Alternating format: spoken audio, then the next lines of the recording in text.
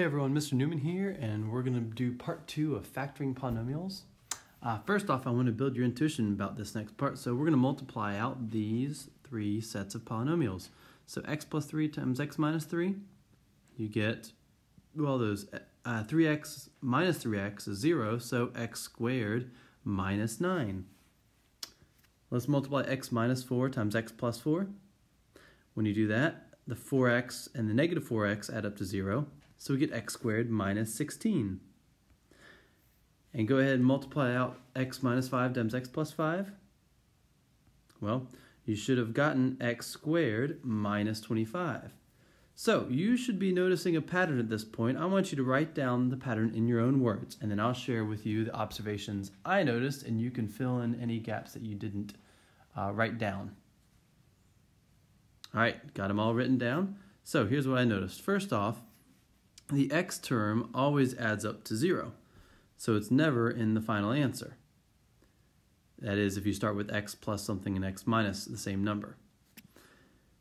Another thing I noticed is that the last number is always a perfect square. See how we have 9, 16, and 25? That's 3 squared, 4 squared, and 5 squared.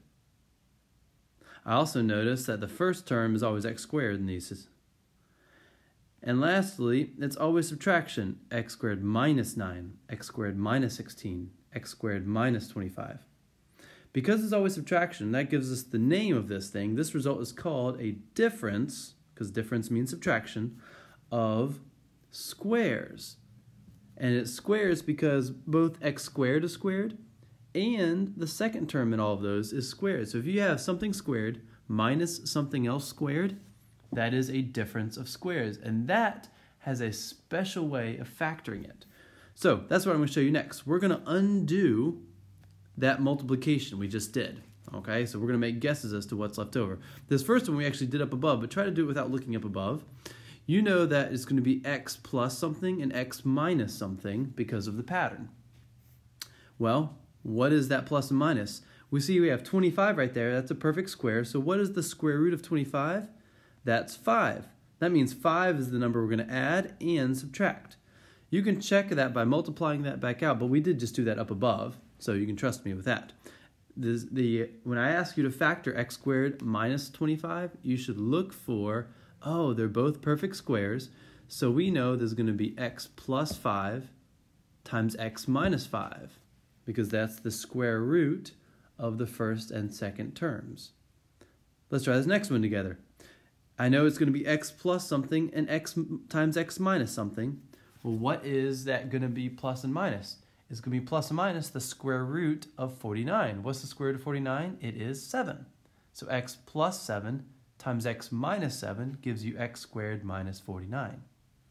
Let me box this because that is the answer when I ask you to factor it. All right, let's try this next one. X squared plus 25. Wait a second. Notice how that is not subtraction? That means we can't factor this. Be very wary of those because they will try to trick you on that. We call it prime if we can't factor it. So we just leave it like it is. Try the next one. X squared minus 100. That's going to be x plus something, x minus something. What's the square root of 100? Well, that's 10. So our answer is x plus 10 times x minus 10. For the next one, notice we don't have x squared anymore. However, that is a perfect square. What is the square root of 4x squared? Well, the square root of 4x squared is 2x, because 2x times 2x is 4x squared. What we're going to need to notice is we need to take the square root of the first one and the second one, and that is going to set us up for our factor. Notice we have in parentheses the plus and the minus still there. We're going to put the first square root first, so 2x and 2x, and then we're going to put the second square root in the second spot. So our answer for this is 2x plus 3 times 2x minus 3. Don't believe me that this is the solution? Well, let's check our work. I'm going to multiply those two out and make sure I get 4x squared minus 9. When I multiply these out, there's the 4x squared. These middle terms are going to add up to 0, and the last one is minus 9, so we get 4x squared minus 9. That means that this is the correct solution. Notice this pattern also works up above. We just always had x squared, and the square root of x squared is just x. All right, try this last one on your own. Then I'll show you how to do it. All right, did you take the square root of the first one and get 3z? And the square root of the second one should be 2. So we should have gotten 3z plus 2 times 3z minus 2. And that is your final answer. Thank you guys for watching.